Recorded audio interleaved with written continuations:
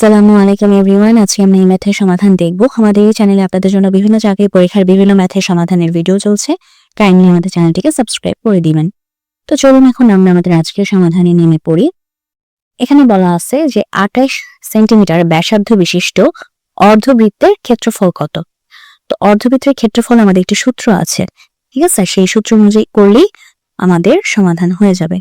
তো অর্ধবৃত্তের ক্ষেত্রফল হচ্ছে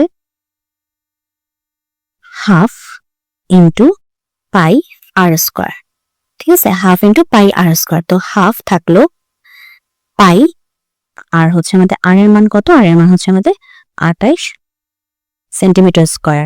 তো এখন যদি আমরা এটা করি, পাইয়ের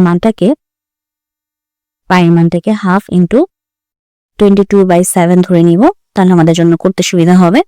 আর এখানে এই যে 28 গুণ 28 এভাবে করব, তাহলে কি হবে?